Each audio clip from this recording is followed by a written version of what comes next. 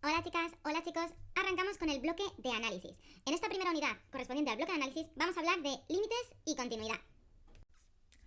Hola chicas, hola chicos, arrancamos con el bloque de análisis.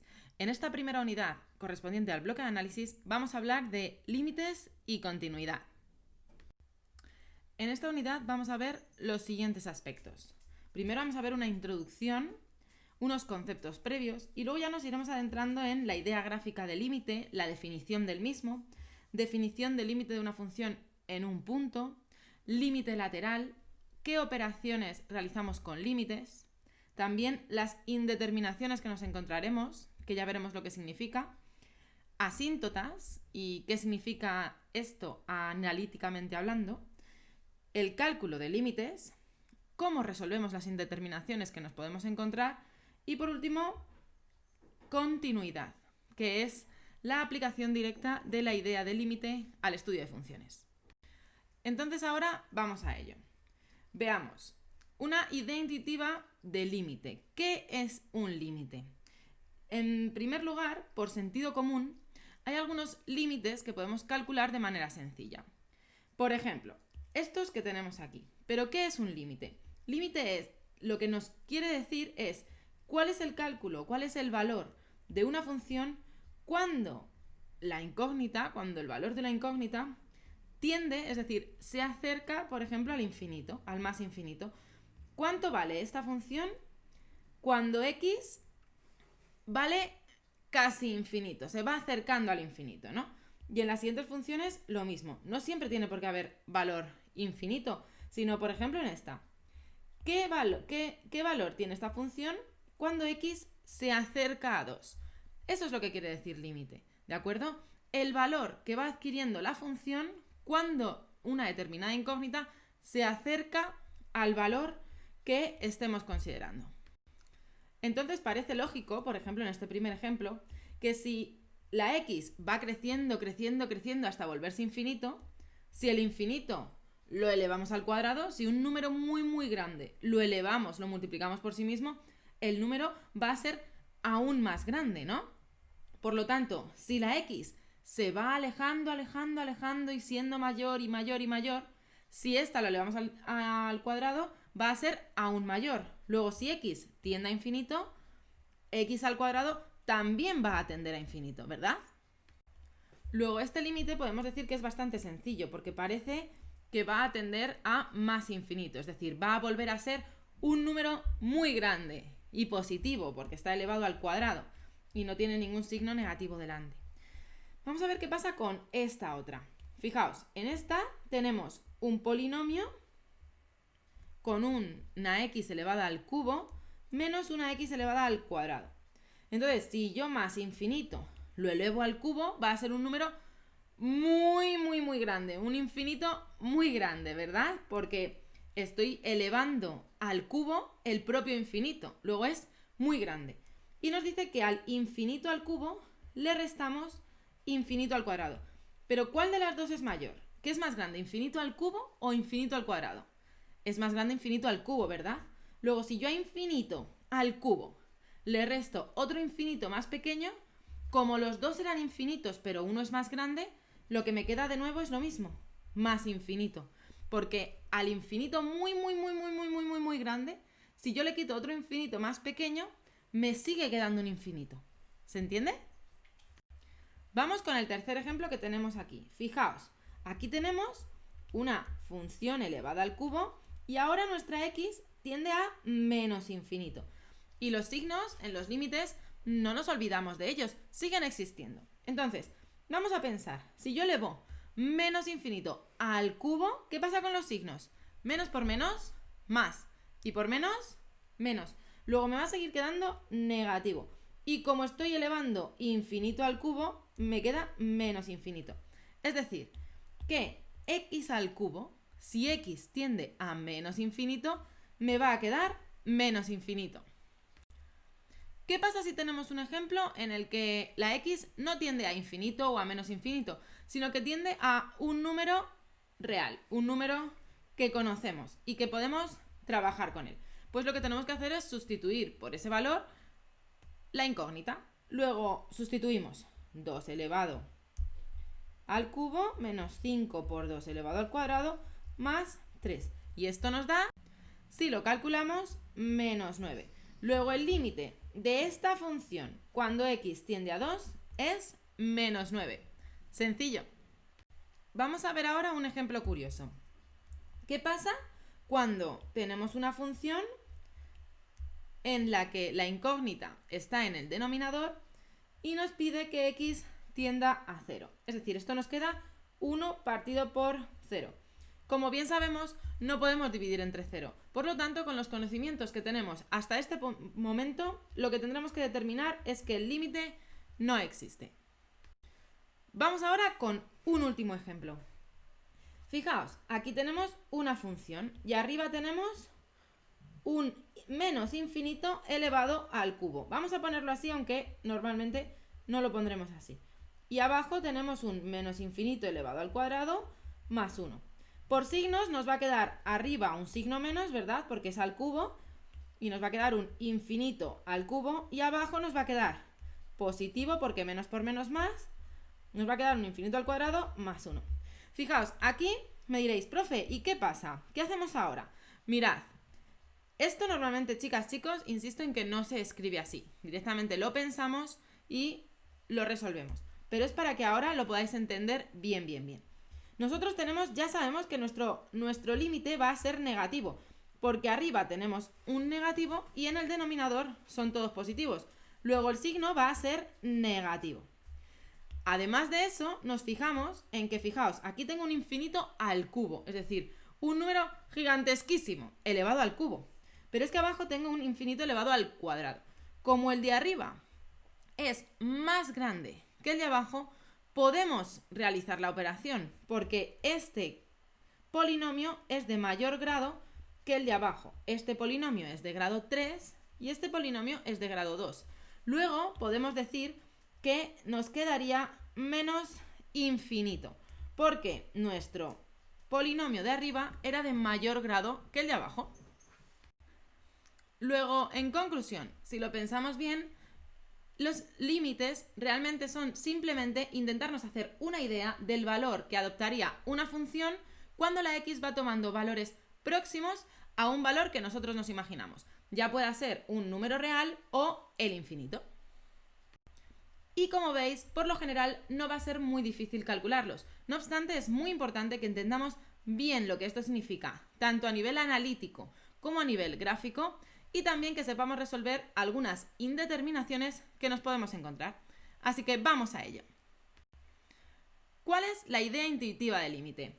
Si me piden calcular el límite o el comportamiento de la función, por ejemplo, esta, x al cuadrado menos 2x, para el punto x es igual a 4, podemos representar la función o dar valores cercanos a dicho punto, porque el límite es cuando x se acerca a dicho punto, no cuando vale ese punto, aunque normalmente lo sustituimos por ese valor, ya que nos da una idea muy cercana a lo que va a suceder. Pero realmente lo que nos está preguntando es ¿qué sucede en el entorno de ese punto? Es decir, que podríamos dar valores a la x de 3, 3,5, 3,9, 3,9999, es decir, valores muy cercanos a 4, pero sin llegar a valer 4. También por la parte derecha, ¿de acuerdo? Que sería el 5, 4,5 o 4,00001, decimos que el 3,99999 está en 4 por la izquierda y lo representamos con un signo menos, que podéis ver aquí. Este entorno, esta zona, si se acerca por la izquierda, lo representaremos así, 4 por la izquierda. Y si se acerca por la derecha, representaremos así, 4 por la derecha. Es decir, 4 con un signo menos de superíndice es por la izquierda, 3,999999. Si es 4 por la derecha, lo representamos con un superíndice que es el signo más. Y sería 4,000001, por ejemplo. Muchas veces sucede que tanto si nos acercamos por la izquierda como si nos acercamos por la derecha, los valores se van aproximando. Es decir, este valor va valiendo 8 y este valor también es un valor muy cercano a 8.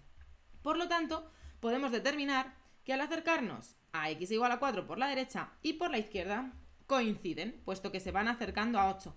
Y podemos decir que cuando x tiende a 4, la función tiende a 8. Pero esto no siempre sucede así. Y veremos en el apartado de continuidad qué significa cuando no vale lo mismo por un lado que por el otro. Pero en este caso nos sirve para entender a qué nos referimos la idea intuitiva del límite, es decir, aquel valor de la función cuando nos acercamos a un punto en concreto. Vamos ahora con algunos conceptos previos. Llamamos función a una relación entre dos magnitudes, de tal forma que a cada valor de la primera le corresponde un único valor de la segunda. Por ejemplo, al estudiar la relación entre el lado de un cuadrado y su área, si el lado vale 0, el área valdrá 0 por 0, 0. Si el lado vale 1, el área valdrá 1 por 1, 1. Si el lado vale 2, 2 por 2, 4. Si el lado vale 3, 3 por 3, 9. Ya que el área de un cuadrado en función de la longitud o la medida de su lado es igual al lado al cuadrado. Y por lo tanto esto es una función, dado que para cualquier valor del lado existe un único valor para el área. Llamamos dominio de una función al conjunto de valores que toma la variable x. Es decir, por ejemplo, en esta función en la que la función vale la raíz cuadrada de x, el dominio es desde 0 hasta el infinito.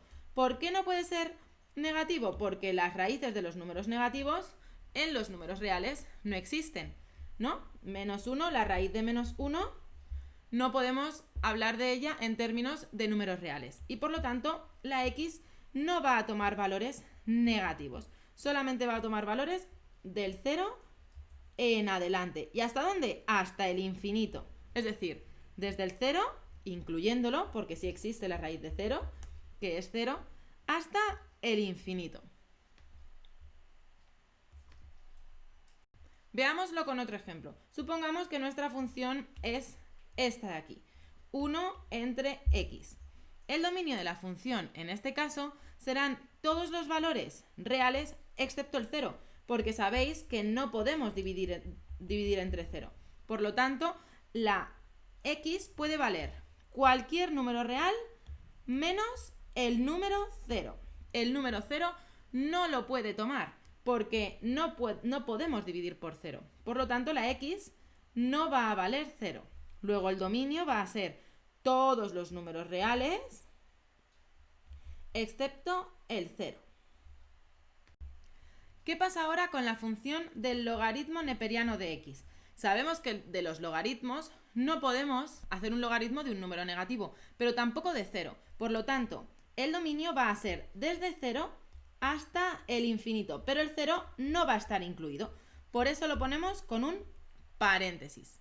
Si de esto no os acordáis bien, os aconsejo que vayáis al vídeo de funciones que también tenéis en mi página web. En el caso de que la función sea igual a el número elevado a x, sabemos que lo podemos elevar a cualquier número. No tenemos ninguna restricción y por lo tanto el dominio de la función va a ser igual a todos los números reales. Sucederá lo mismo si en lugar de tener e elevado a x tenemos e elevado a menos x, puesto que esto sabéis que es lo mismo que tener esto de aquí. Y por lo tanto, el exponente puede seguir tomando todos los valores de los números reales, dado que nunca va a tomar el valor 0, ya que si lo elevamos a 0 sería 1 entre 1. Por lo tanto, puede tomar también el valor 0. Puede tomar todos los números reales, exactamente igual que en la anterior. Lo único que en esta ocasión, sí, la función nos quedará simétrica. Vamos con un último ejemplo. ¿Qué pasará con esta función? Veréis, en esta función no podemos tomar ningún valor que haga que dentro de la raíz haya un número negativo, puesto que no podemos calcular las raíces de números negativos en términos de números reales, y además el denominador tiene que ser distinto de 0, ¿verdad? Porque no podemos dividir por 0.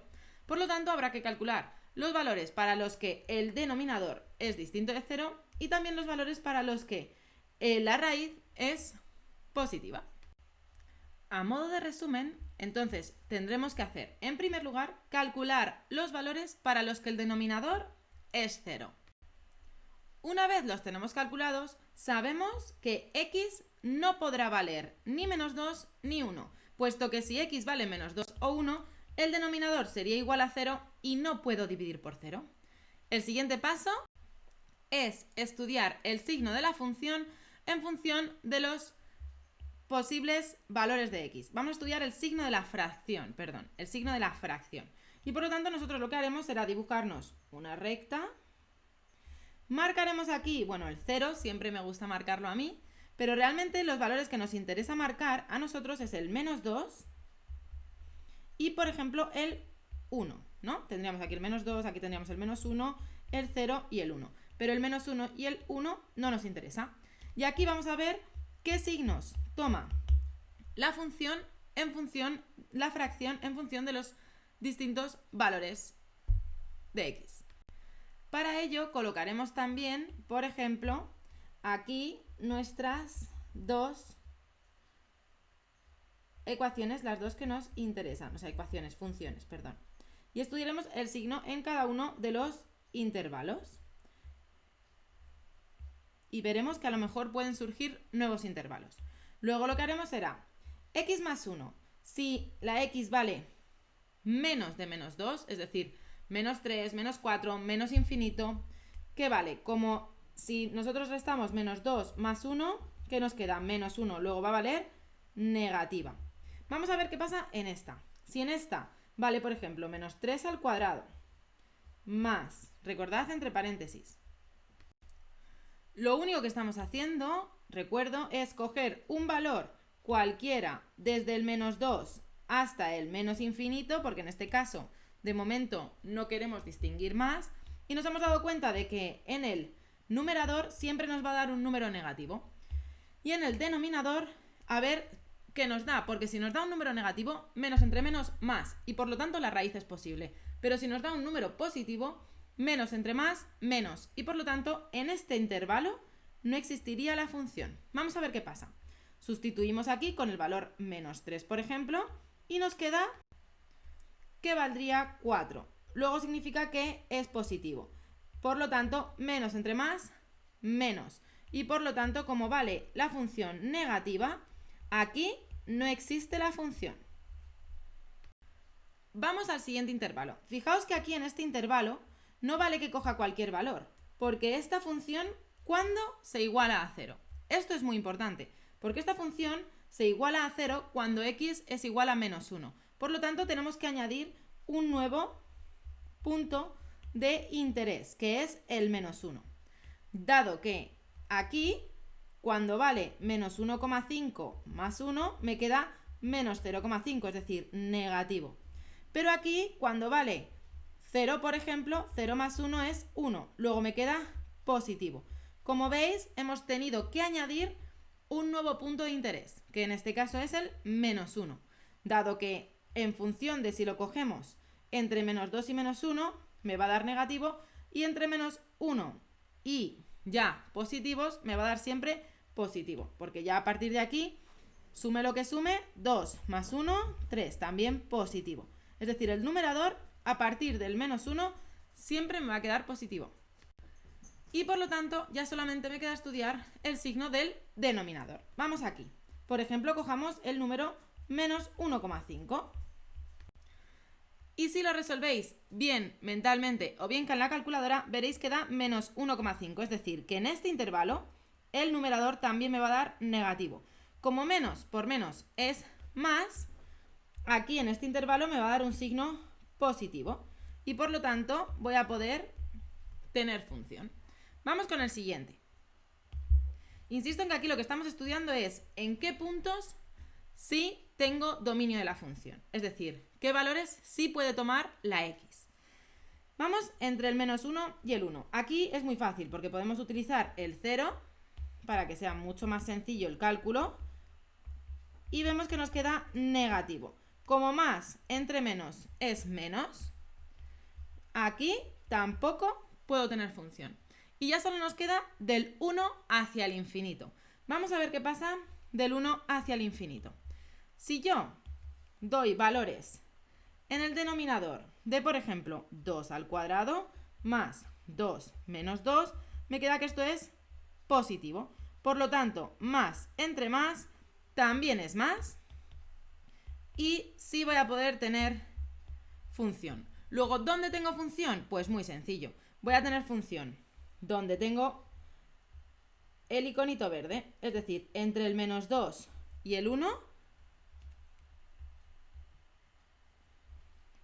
y el menos 1, perdón, y entre el 1 y hasta el infinito. Y ahora me preguntaréis, profe, ¿y puede tomar el valor menos 2, menos 1 y 1? Es decir, ¿lo cogemos, como digo yo, con corchete o lo cogemos con paréntesis?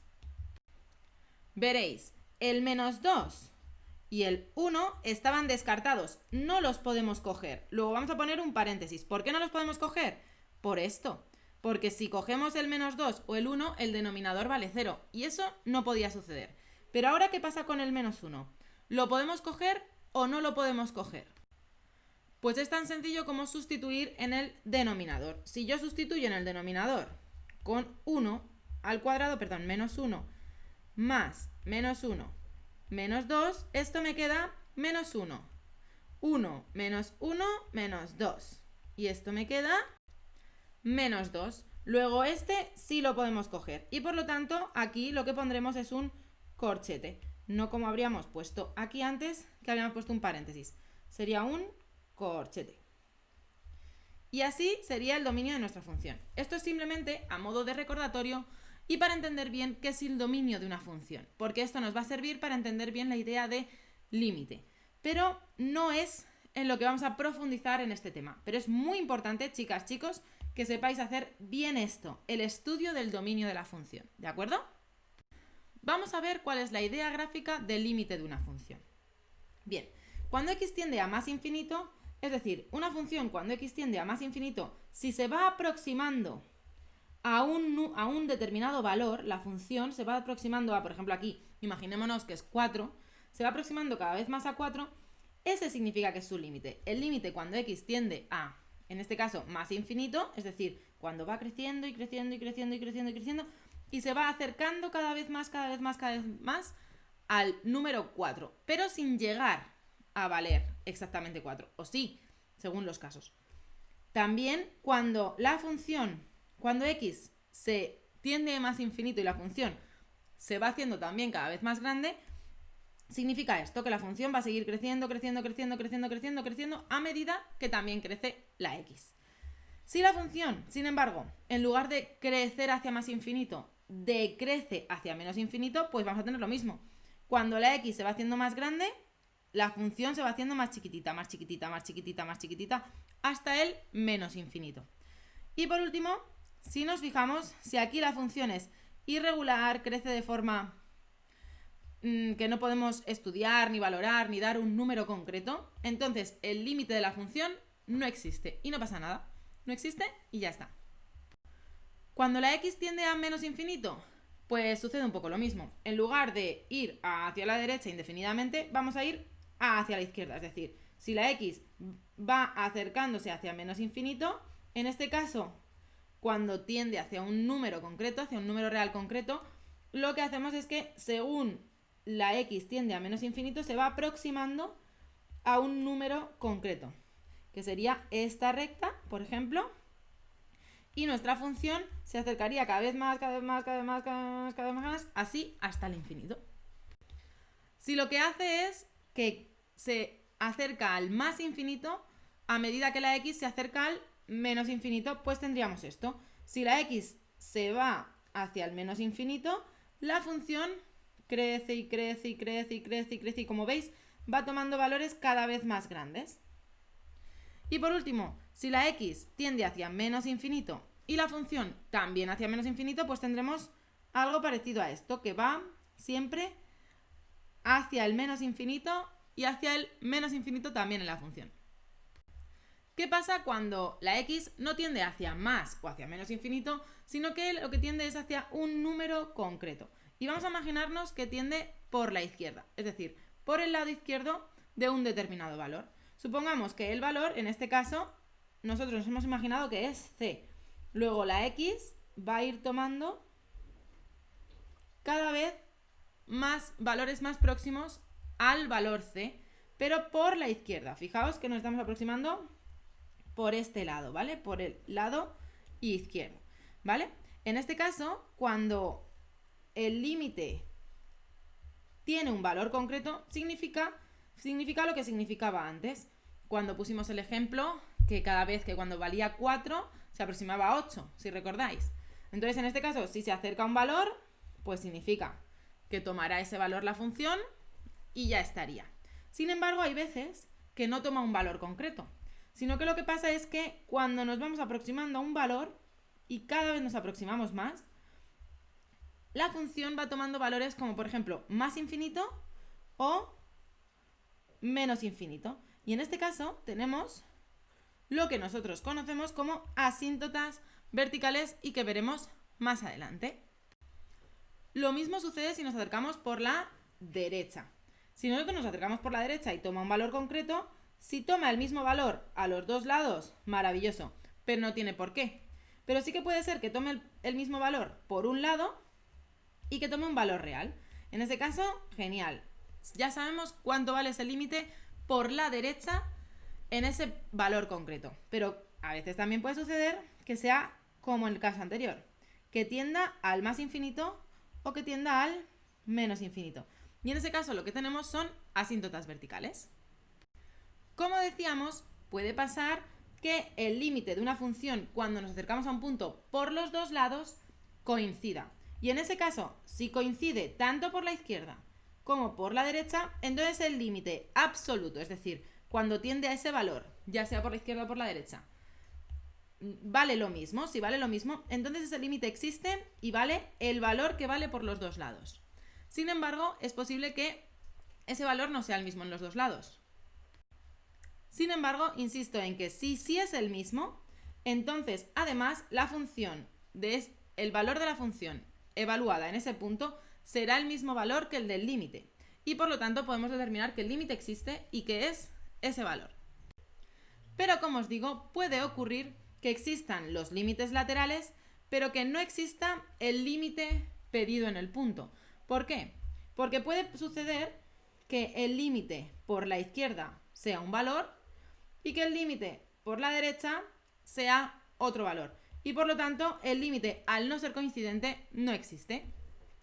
También puede ser que por un lado tienda a más infinito y por el otro lado tienda a menos infinito. Y por lo tanto, el límite tampoco existiría. Con todos estos conceptos previos y ya comprendida gráficamente la idea intuitiva del límite, podemos adentrarnos en su definición concreta y analítica, que es la que tenéis en la pantalla. Además, también podemos definir el límite como esta expresión que tenéis en pantalla. Además de la definición de entorno que tenéis en la primera definición, en el primer recuadro, también tenéis la definición de entorno reducido, que tiene una ligera diferencia en la representación y que se refiere al entorno excepto al propio punto A. Es decir, que lo podemos resumir con esta expresión que tenéis en pantalla. Para entender bien qué significa esto de entorno, haré referencia a la primera gráfica que vimos para empezar a entender qué era un límite. Si la recordáis, era esta. Esta gráfica que era esta función. Vamos a ver sobre ella qué es exactamente o el ejemplo del entorno. Vimos que la función f de x igual a x al cuadrado menos 2x tiende a 8 o tiene por límite 8 cuando x tiende a 4. Esto es lo que vimos. La idea de tendencia o aproximación se traduce mediante los entornos de la siguiente manera. Para cualquier entorno en el que la función va a valer 8, podemos encontrar un entorno en el que la función, el entorno, en torno a 4, de modo que para cualquier x del entorno reducido 4 delta, se cumple que su imagen f de x está en el entorno 8 epsilon. Es decir, el entorno, si lo miramos de esa manera, debería ser el mismo que si lo miramos de esta manera. Aquí tenéis un dibujito en el que más o menos he querido explicaros ¿cómo lo miramos? El entorno mirado en la función debería ser el mismo que el entorno mirado en las x. Y es lo que viene a decir, ¿no? Que si el entorno se refiere a la función, también debe referirse al valor de la x. Y con esto podemos ya determinar y definir el límite de una función en un punto. Una función f de x tiene por límite L cuando x tiende a x sub 0 y se representa de esta manera si para todo entorno E, L, epsilon existe otro entorno E, x sub 0, delta, de modo que para todo x perteneciente al entorno reducido E asterisco, x sub 0, delta, se cumple que f de x pertenece al entorno E, L, epsilon. Y lo podéis tener definido aquí o equivalentemente de esta manera. Que os animo a que le deis al pause, le echéis un vistazo y anotéis. Finalmente, una función f de x que cumple esta definición decimos que es convergente en x sub 0. Aquí os pongo un dibujito en el que podréis comprender mejor a qué nos referimos. Veis el entorno en función de L y epsilon y en función de un valor y delta. Y veis que es convergente cuando toma el mismo valor desde ambos puntos. Vamos a ver un ejemplo. Hay el límite en el origen de la función que tenemos aquí. Lo primero que tenemos que saber a la hora de calcular límites es que nuestra primerísima misión, va a ser que debemos simplificar lo máximo posible nuestras funciones polinómicas. Por lo tanto, como veis, lo primero que hacemos será, comprobamos, sustituimos y vemos que nos da 0 entre 0. Como eso no lo podemos hacer, vamos a ver qué podemos hacer si simplificamos, es decir, si sacamos x como factor común arriba y abajo. Sabemos que podemos simplificarlo y por lo tanto, ¿por qué lo podemos simplificar? Porque la x no vale 0, sino que tiende a 0. Recordemos esto, ¿de acuerdo? Tiende a 0 y por eso lo podemos hacer así. Por lo tanto, luego ya sí sustituimos por 0 tanto en el numerador como en el denominador y vemos que nos queda menos 2 entre 2 y me queda menos 1. Esto significa que el límite de esta función cuando x tiende a 0 es menos 1. Como os decía, los límites los podemos mirar tanto por la izquierda como por la derecha y puede ser que no sean iguales. Aquí tenéis la definición de límite lateral.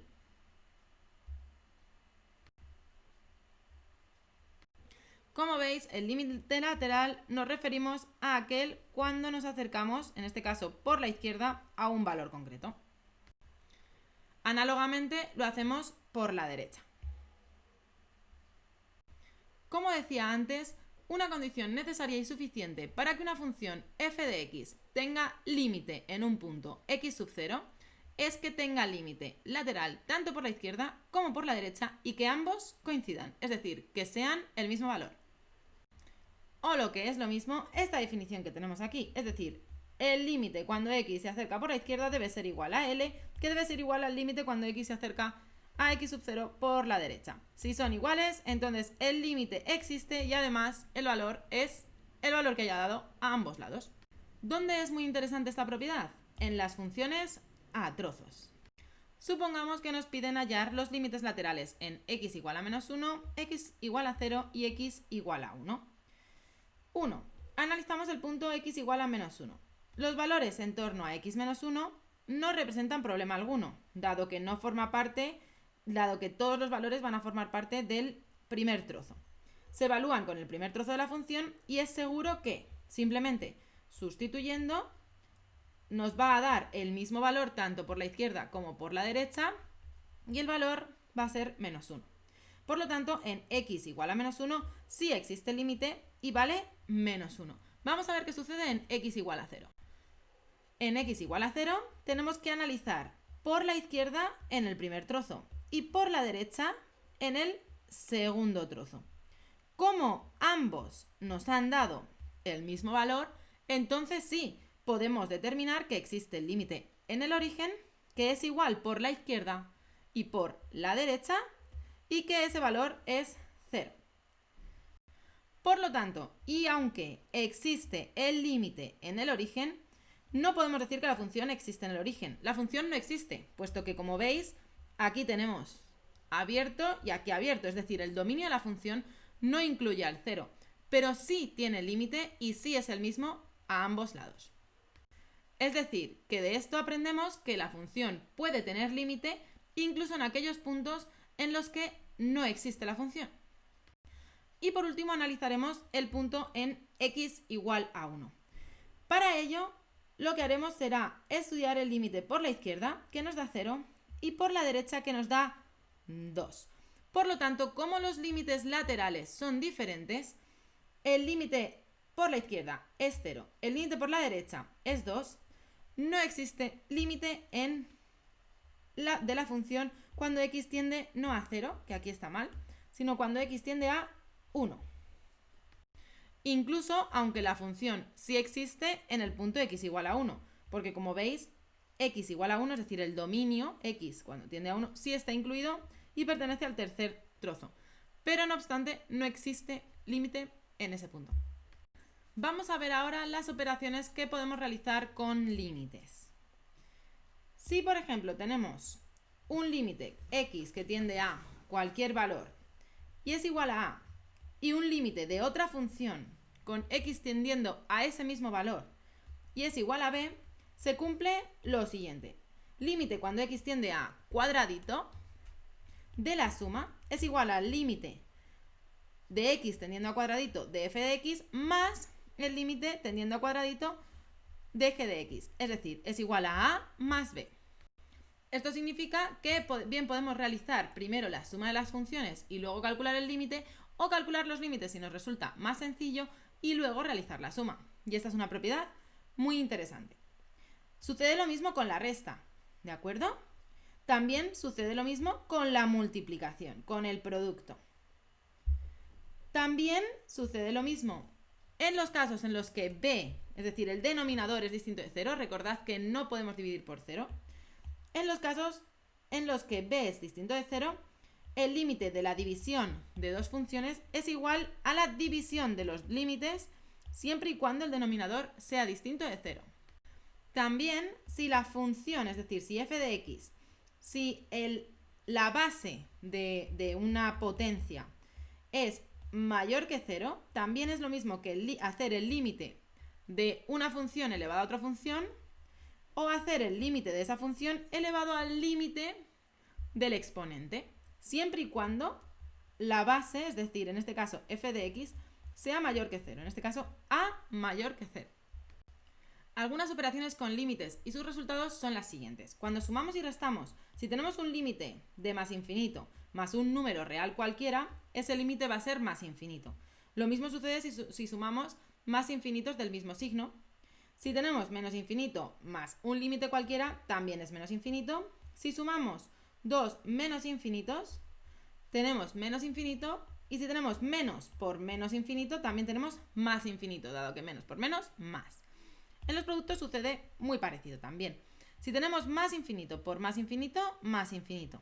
Más infinito por menos infinito, menos infinito.